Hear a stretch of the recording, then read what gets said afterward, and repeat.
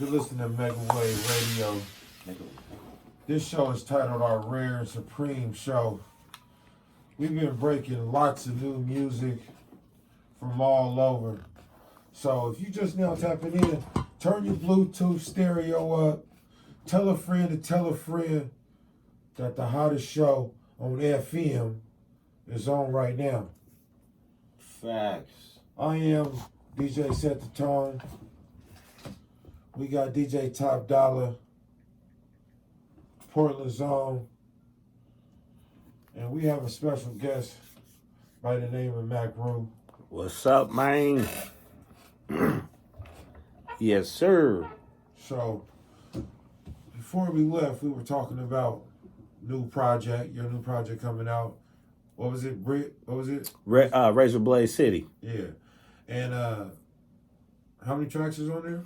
It's an EP, so it's gonna be like seven songs on there.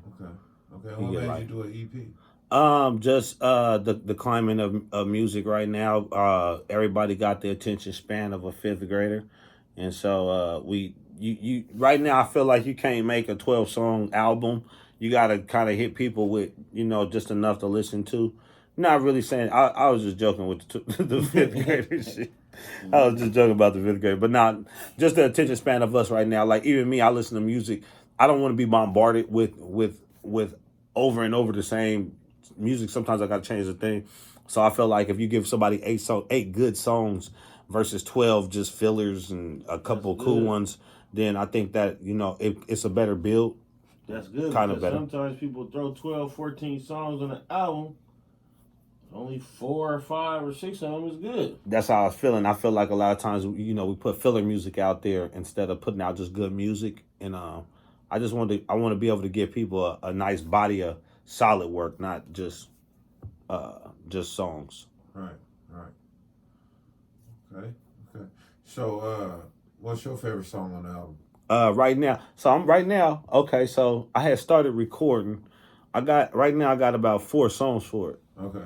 But some stuff is finna probably not be on there. But personally, right now, my favorite song is probably Player. But that's also the last song I recorded, too. The next song coming up that I'm recording is probably another one that I like. So, I don't know, man. I really couldn't just say that I have a favorite song yet, per se. You know what I mean? Because I ain't really done wrapping it up. But Player right now is one of my favorite songs. I just shot a video for it, but not even knowing if I'm going to use that. I like the video, but we just shot a video for it the last couple of days. But yeah, that's probably my favorite song right now, Player, definitely. We got Player lined up. Oh, yeah. That's cool. I want to hear that one. You know what I was just thinking? Like, when we was coming up in school, you know what I'm saying?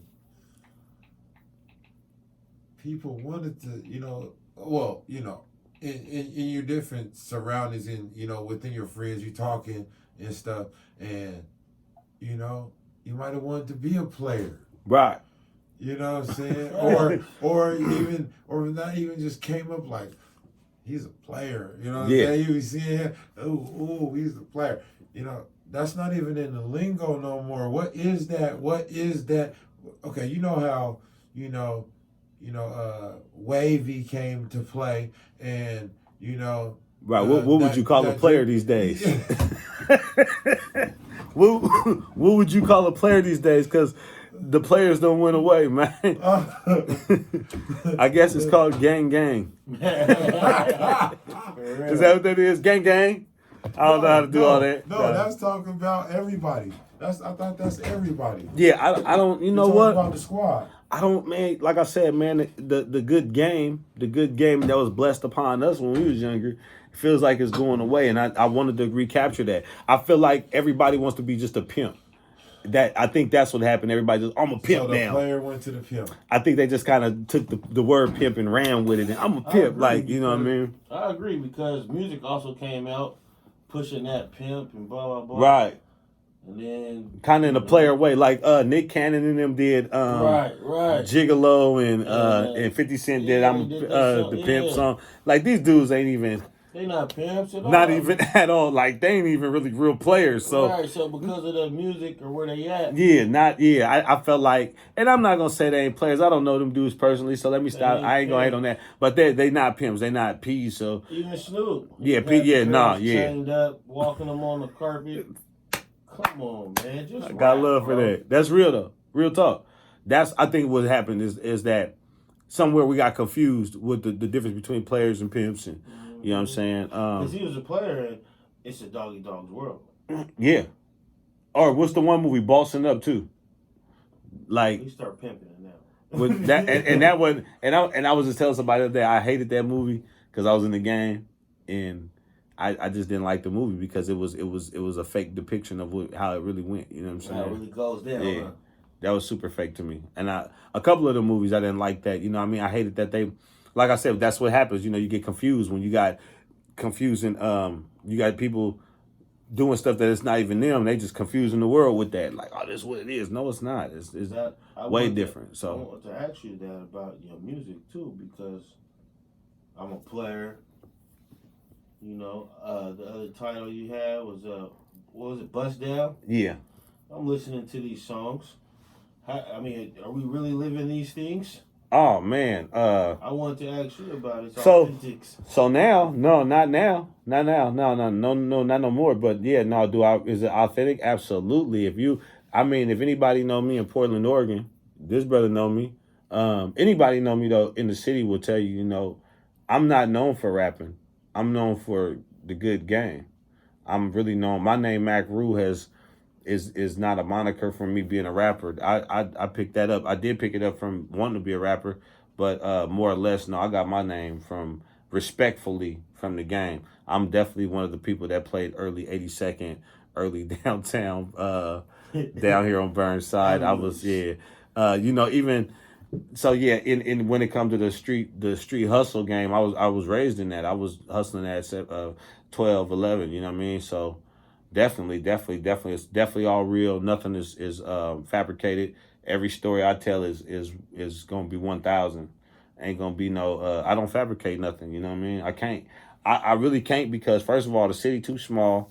And if you rapping out here and you talking like I was just saying on the other radio, if you talking about I have a Wraith, I have this, I have that, I've done this, you already losing people because we all live here. We all know like. Bro, you don't got that. Like, where are you saying where's that? Your Wraith? Yeah, where's your Wraith? Like, bro, I just listened to your album, bro. You said you had the Wraith, bro. So, you know, I felt like, you know, you got to speak up on the real. So, yeah, everything I talk about is real. When I say S5 Benz, I've had 2 of those. You know what I mean? Off the game. I'm not a trust fund child. I came from, you know, not having much. So, yeah, everything is real, though. Everything is authentic, definitely. Before we left, we mentioned someone in the game, man. Jacka. Absolutely. Rest in peace to my brother, Sahid Akbar. How you get linked in with Jacka, man? Because, you know, Jacka was a tight artist. If people don't know, he rapped with Mob Figures. Go Google that name, Mob Figures. Listen to that album. Absolutely. Classic. But you know, Jack was a big dude also on his own. He started rapping by himself, and he came to Portland a lot, did some shows. But how you get involved with Jacka, man? So really like I already had friends in the Bay Area in the music scene like Nicotina. That was my partner, even though Dre and them is pretty much, you know, older than me. Jack I had met Jack at a show in Petaluma originally. And I had said what's up to bruh, and he was cool. Chopped it up with me. I actually had got some footage of him. I was going around with my camera at the time, just getting footage of everything and how I was living. And I got some footage. I asked him to get some footage of him. I got a homeboy, Rahimu. Anybody who's shouts out to Rahimu, man. Shouts out to Rahimu, man. If anybody's familiar with Yenam, which is another phenomenal group from our city, you know what I'm saying? Himu. I had Nuhimu in high school, and he knew them dudes, man. Them was his friends. He brought them up here before. The Jacket? Yeah, them was his friends. He was from Pittsburgh. Before he moved to Portland, he actually came from Pittsburgh. Oh. So a lot of people don't know that Rahimu also is a part of the Black Opera, which is the production team. That is the Black Opera is Mackie, Rahimu, and Rob Lowe. Wow. So yeah, a lot of people don't know that too. You know. That's big. So that was. When I met Jack, I was like, you know my guy Rahimu, and he was like, oh yeah, you know. So he was, and Jack is really a super open dude. So he was like, I was like, well, you just do a quick drop for me, you know what I mean? He was like, yeah, and and he did it, and then boom, I didn't really think too much of it, and then they did their thing.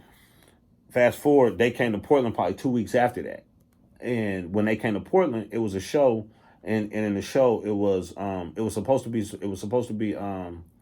the show was Keek the Sneak, Jack. It was Keek the Sneak, the Mob Figures, Andre Nicotina, and Jay Stalin actually was opener. Yeah, he was the opener. They was taking him around, having him open, and Jay. When the day of the show, I got a phone call from Octavius Miller, my big bro, which is Seagram Miller's big brother brother, you know what I mean? And Ak had called me and was like, hey, Rue, I need your help, you know, bro. These people were supposed to advertise the show, and they hadn't did it. They hadn't did none of the stuff.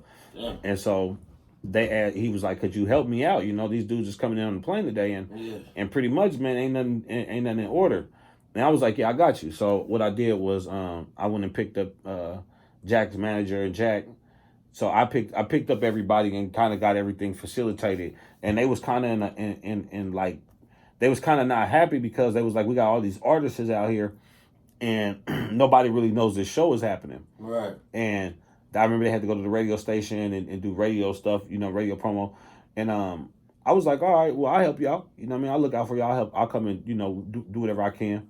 So I kind of dedicated my day to helping get everything situated, and they couldn't get in touch with Dre. Now, Dre was my partner, so at the time, I had already knew Dre, and a lot of people couldn't get in touch with Dre. Well, I was with somebody who was easily getting in touch with Dre, and I remember all day the whole kind of running theme when my bro got here with Crypto, it was like, dang, is Dre coming? Like, right. does he even know it's a show? Yeah. I remember all day Crypto kept like, I don't even know, I don't know. So I'm telling, I'm like, they like, man, nobody, like I said, it's almost like a non-existent show at this point. Yeah. And so what I did was I was like, well, I know people who like Nicotina, and I kind of know where to go advertise this show at right now, where you can get some at least some kind of crowd. Yeah. And I went and took them out to Southwest at the time, and we went and they sold some tickets at the mall, and they ended up selling out the show. I think they made some good money. Yeah. And so after the show, when it was all said and done, I was standing outside the back of the Roseland. And Jack came and he put his arm around me. He like, bruh, I love you, bruh. Thank you, bruh. Like, you did so much today for us, bruh. Like, thank you. You know what I mean? We hella appreciate you. He like, bruh, anything you ever need, bruh, just let me know. And I'm like, that's what's up. I appreciate it. Woo. Fast forward a couple of months after that, I went to my bro's birthday party out there in the Bay. And I seen Jack again. Yeah. And he like, what's up? This is my guy. Woo. So we chopped it up. Came back to Portland. Chill. I was in the game at the time, so doing music wasn't that. It was just like I was going to hang with my partners, and you know, like I said, I was at a birthday party and I seen him, and so it was just me and my partners. We was just all hanging out, and man, it was just one of the things I kept seeing him. When I got to the Bay one time for I came out there for the summer, just to kind of hang around and hang out, and he was like, where you at? He was like, pull up on me. And I was like, all right, I'm finna pull up. So I ended up pulling up on him. And he was like, we shooting videos all day, bro. It's all kind of stuff going on. Hustler had to turn himself in 2 days later. So he was like, come, you know, just rock with us for the day. You bruh, you good. So I ended up staying with him the whole day. I ended up rocking with him all that day. And that's a lot of the footage that's on my DVD came from that day. I had my camera, so I was whipping out my camera and taking footage of what we was doing. And Hustle was shooting a video. And so everybody was kind of getting introduced to me because Jack was like, this my brother, this my guy, this my guy, this my guy. And so that's how me and him really hooked up. And one day I was in the Bay and he called me like, where you at? And I was like, I'm at home. I mean, I was like, I'm in my hotel. He's like, come get me. And from that moment, we was just, bro, it almost felt like, almost inseparable. Every day he was calling me like, bro, come get me, Yeah. pull up on me. And y'all just ended up just getting tight. just vibing, bro. And It's the reason your memory is so good because when you was filming everything, you was watching things over and over, and then it just became just like habit, just to remember stuff and just. nah, I was like this. I was like this as a kid. True shit. True. My bad. Excuse me. True. Yeah, I was like, I had a good memory as a kid, bro. I can remember my childhood, bro. I'm really one of them people. Like, I can remember stuff from kindergarten. I don't know how. I don't know why. But I've always been like, my mom and my sister say that, like, oh, you want to know some Ash Rue? Like, he gonna tell you. He knows. He remembers. Like, and I do. I just got a vivid memory, bro. I just I don't know what that is. Just a blessing. True blessing. Yeah. Sometimes a curse. Sometimes a curse, man. You mentioned your film. Now, explain that to the people, because I don't think I seen it back in the day. The DVD? Yeah, but The Western Union. yeah, Western Union. I think you gave it to me back in the day, but man, it's been a long time. Yeah, I did that in. Explain your film and your life in that, how you was doing that. So the DVD really came about just because if you remember back then, everybody was doing DVDs and stuff, and it was kind of the running thing around the world to do DVDs. And I wanted to rap, but then I was like, well, no, I'm in the game now, so I really don't want to rap, but I do want to document what I'm seeing, because I was seeing so much. Like you said, it was seeing so much. It's almost like you got a good memory, but you want to tell people, but you want to be like, no, let me show you. Here's a receipt for what I did. Like, what was going on? I think that's what it was. I was just getting receipts. I was gathering receipts. And originally it started out with me recording Portland. It started out with Portland. And then it went to the rappers would come, and then I would be able to get them. And then it turned into, I was in there around them so much that it was like everything kind of shifted from me doing a little Portland documentary type thing to me doing a thing called the Western Union, which, you know what I mean? It just kind of evolved into that, man, because I had so many people, and I self-taught myself how to edit. At the time I was doing, like, I would be on the road or I would be doing stuff, and I would self-teach myself how to edit the stuff, and so it was a learning experience. That's really what it was. You want to play it? Yeah, okay, now I heard you say that, but at the same time, I heard that hook coming in. I'm a player. Yeah. And the little scratching and the little stuff, it kind of made me look at Tone like, yo, is that the hook? I'm ready to hear the joint now. Oh, man. We're going to run it back. Y'all been listening. We've been rocking with Mac Rule. He's just chopping it up, letting us know what it's about, man. Letting us know what he into, how his life going on. Man. You also a single father. Absolutely. And that's big, man. I always like to shout out. Don't give him everything. We're gonna come back to it. First, he a player, too. Let's hear what that's about, man. MEGAWAVE. Hey, man, good looking. 90.7 FM.